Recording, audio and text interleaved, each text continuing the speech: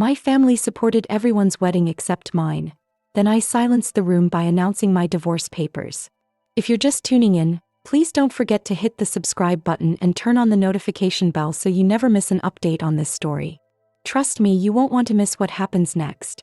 The church bells echoed through the morning air as another family celebration unfolded. This time it was cousin Jasmine's turn to walk down the aisle, her designer gown trailing behind her like liquid silk. The entire family had gathered, their faces beaming with pride and joy. Grandmother Eunice sat in the front row, dabbing her eyes with her monogrammed handkerchief, while Uncle Benjamin adjusted his expensive camera for the perfect shot. The reception hall sparkled with crystal chandeliers and white roses that must have cost more than most people's monthly salary. Family members mingled, their laughter filling the space as they celebrated yet another perfect union within their close-knit circle. Aunt Vivian, the family's unofficial wedding coordinator, rushed around ensuring every detail was flawless, her clipboard never leaving her manicured hands. From the corner booth, a young woman watched the festivities with hollow eyes. Her name was Julia, and she had witnessed this scene play out countless times before. Her brother Terrell's wedding 3 years ago had received the same royal treatment. Her sister Monique's elaborate ceremony had been funded entirely by the family fund. Even her cousin Damon's last-minute courthouse wedding had somehow warranted a lavish reception afterward. But when Julia had announced her engagement 2 years ago, the family's enthusiasm had evaporated faster than morning dew. The conversations had grown quiet, the congratulations forced, and the financial support non-existent. She had married Benjamin anyway, in a small ceremony that felt more like a funeral than a celebration. Now, as she watched Jasmine cut her 3-tier cake while the family cheered, Julia's hand instinctively moved to her purse. Inside lay documents that would change everything. The weight of those papers felt heavier than any wedding ring ever could. The memory of her own wedding day haunted Julia like a persistent ghost. She remembered standing alone in her modest dress, purchased with her own savings, while her family found excuses to avoid attending. Work emergency, Aunt Vivian had claimed. Prior commitment, Uncle Benjamin had mumbled. Even her own mother, Evelyn, had arrived 30 minutes late with a half-hearted explanation about traffic. The contrast couldn't have been starker. When Terrell had announced his engagement, the family had immediately opened their wallets. A $5,000 contribution from Grandmother Eunice. Professional photography from Uncle Benjamin. Even distant relatives had pitched in for the open bar. The family group chat had buzzed with excitement for months. Monique's wedding had received similar treatment. Designer dress shopping trips, funded entirely by the family treasury that seemed to magically appear whenever anyone except Julia needed support. Aunt Vivian had personally coordinated every vendor, negotiating discounts and ensuring perfection. But Julia's engagement announcement had been met with uncomfortable silence. When she'd hesitantly asked about the family fund that had supported everyone else's weddings, Grandmother Eunice had suddenly developed concerns about fiscal responsibility. Evelyn had questioned whether Julia was rushing into things with Benjamin, despite their 3-year relationship. The pattern was unmistakable, though no one would acknowledge it. Every other family member's love had been celebrated, supported, and financially backed. But Julia's happiness had been treated like an inconvenience, something to be tolerated rather than embraced. Tonight, watching Jasmine bask in the same love that had been denied to her, Julia felt something shift inside her chest. The documents in her purse seemed to pulse with possibility. Her phone buzzed with a text from her lawyer. "Papers are ready. Are you sure about tomorrow?" He was more than sure. She was ready to speak her truth. Evelyn had always prided herself on being the perfect stepmother. When she married Julia's father, David, 18 years ago, she'd promised to treat his daughter like her own. But promises, Julia had learned, were easier to make than to keep. Especially when Evelyn's own children, Terrell and Monique, entered the picture 3 years later. The shift had been subtle at first. Family photos where Julia somehow always ended up at the edge of the frame. Birthday parties where her preferences mysteriously got overlooked. School events where Evelyn remembered to attend Terrell and Monique's activities but consistently forgot about Julia's. What Julia didn't know was that Evelyn had been keeping a secret for years. Deep in her bedroom closet, hidden behind winter coats, lay a journal filled with pages of careful calculations.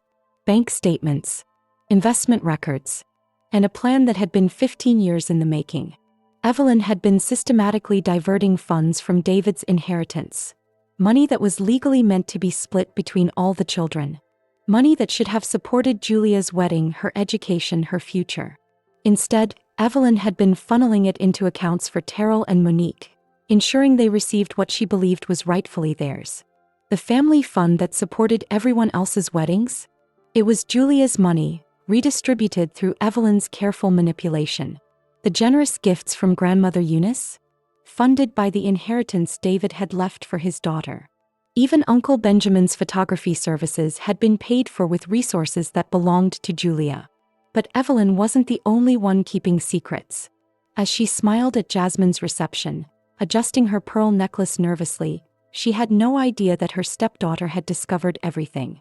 Julia's late-night visit to the family lawyer hadn't been about divorce papers alone. 3 months earlier, Julia had been helping her father organize his home office when she stumbled upon a folder marked, "Estate Planning Confidential." David had passed away 5 years ago, but his legal documents were still scattered throughout the house. What she found inside that folder changed everything she thought she knew about her family. Her father's will was crystal clear. His life insurance payout and savings were to be divided equally among all his children, including Julia. The amount was substantial, nearly $200,000 that should have been split 3 ways. But according to the bank statements she found, Julia had never received her portion. The paper trail was damning.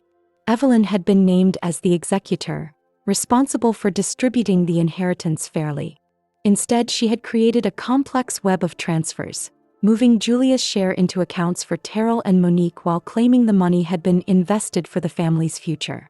Every wedding, every celebration, every moment of generosity toward the other siblings had been funded by money that rightfully belonged to Julia. Her father had specifically noted in his will that he wanted to ensure all his children were supported equally, regardless of their relationship to Evelyn. The betrayal cut deeper than Julia had thought possible. Not only had her family emotionally abandoned her, but they had literally stolen her birthright to fund their own celebrations. The family fund was her money. The wedding gifts were her money. Even grandmother Eunice's contributions had been secretly reimbursed through Julia's inheritance. Julia had spent weeks with a lawyer, documenting the financial fraud and preparing her case. But she had also made another discovery that night, one that would shake the family to its core. The divorce papers in her purse weren't just about ending her marriage to Benjamin. They were about ending her relationship with a family that had never truly accepted her. Benjamin had seemed like a dream when they first met at a coffee shop downtown. Charming, successful, and most importantly, he had pursued Julia relentlessly when her self-esteem was at its lowest point. After years of feeling invisible in her own family, his attention had been intoxicating.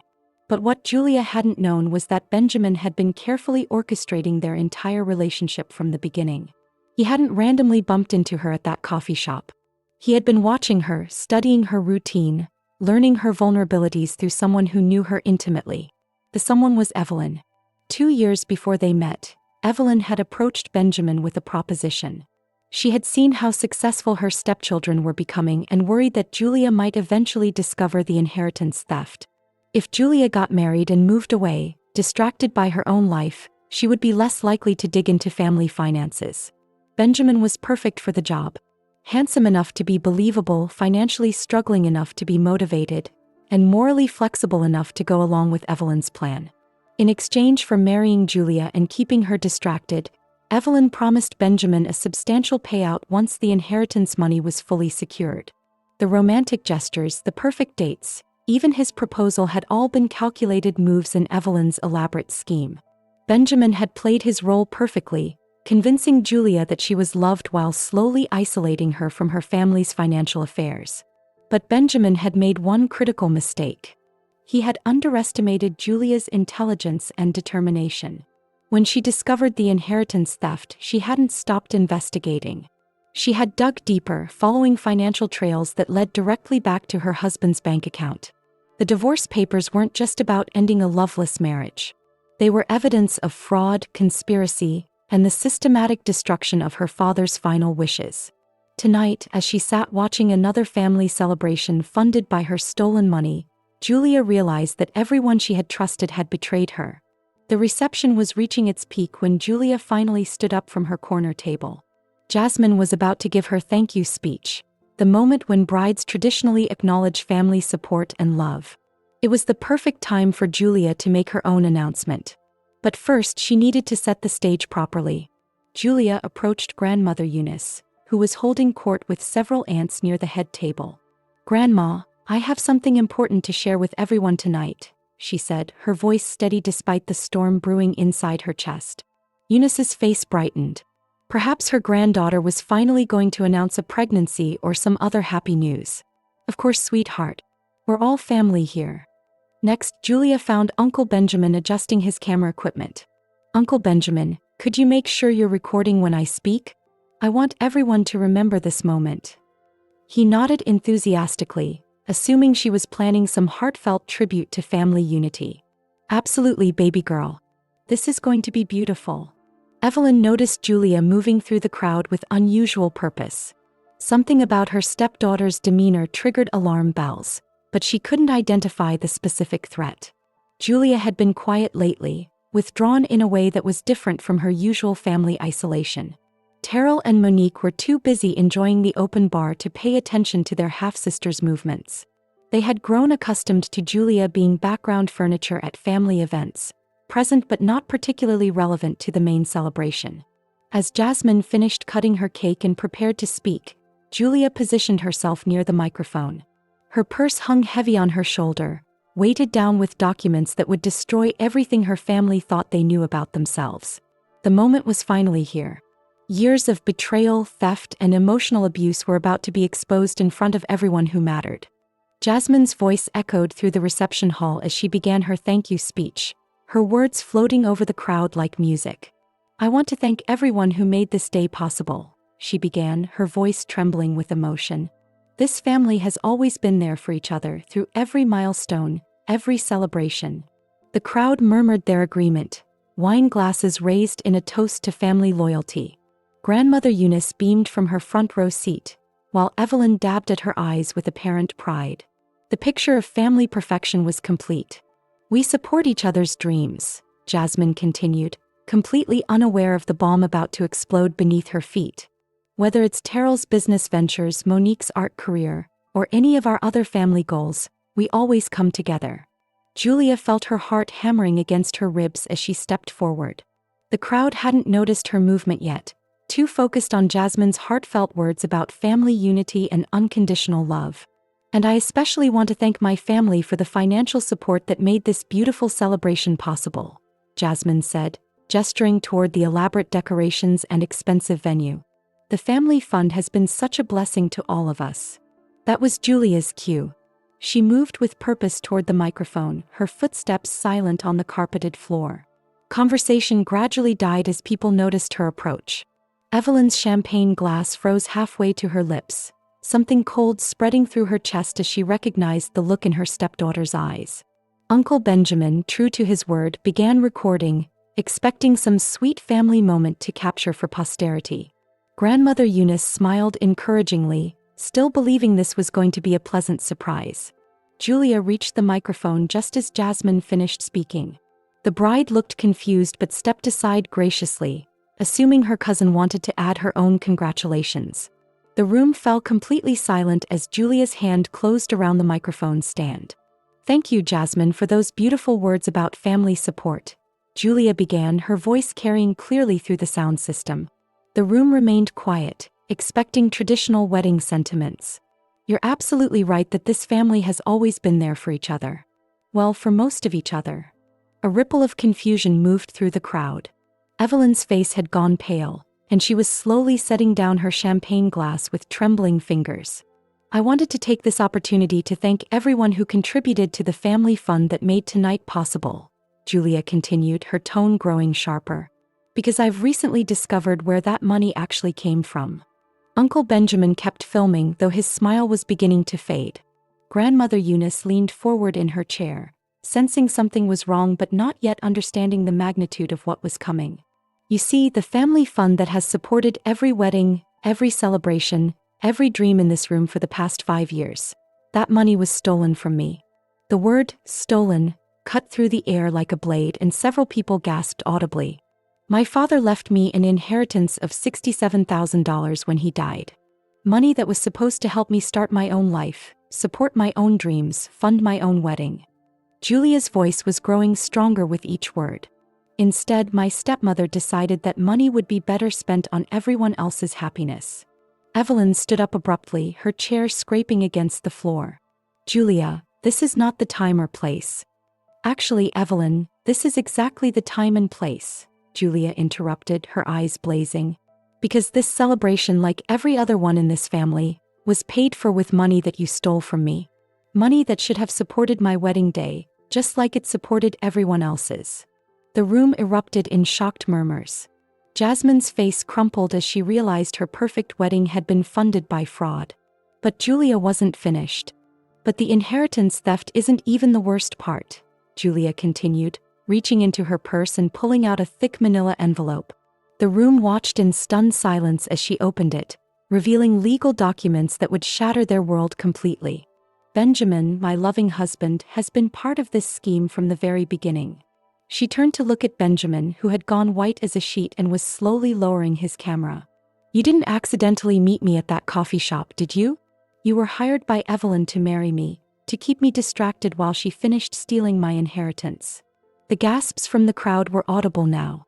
Grandmother Eunice's hand flew to her chest, and Uncle Benjamin stumbled backward, nearly dropping his equipment. These divorce papers detail everything, Julia said, holding up the documents. Bank transfers from Evelyn to Benjamin. Text messages planning their strategy. Even receipts for the engagement ring that Evelyn helped him buy with my own money. Benjamin tried to speak, but no words came out. Evelyn was backing toward the exit, but Terrell and Monique had moved to block her path, their faces showing dawning horror as they realized their mother had destroyed their half-sister's life to benefit them.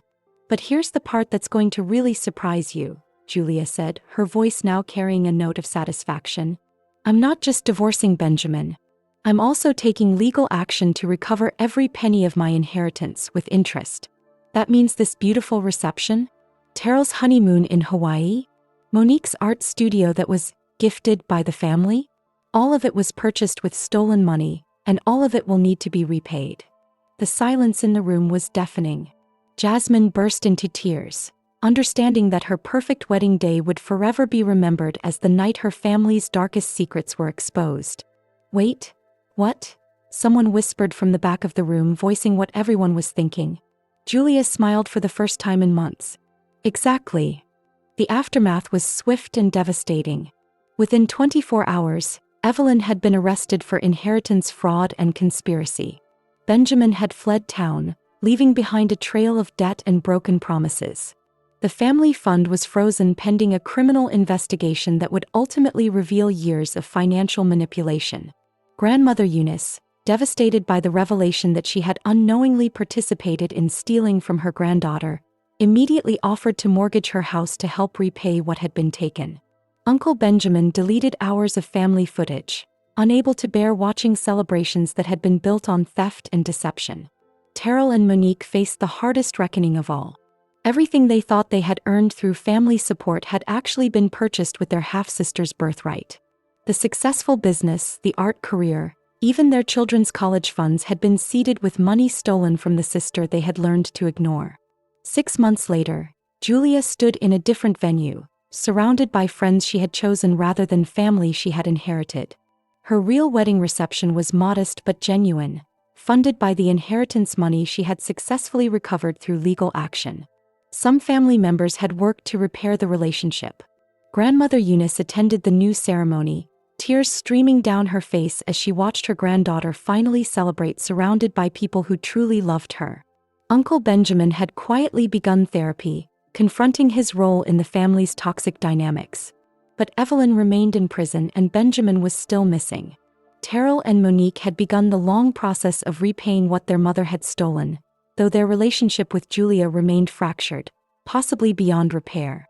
As Julia danced with her new husband, a man she had met honestly without deception or manipulation, she reflected on the cost of speaking her truth.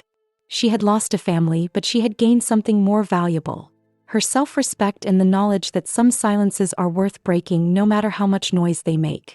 The room had been silenced that night. But Julia had finally found her voice.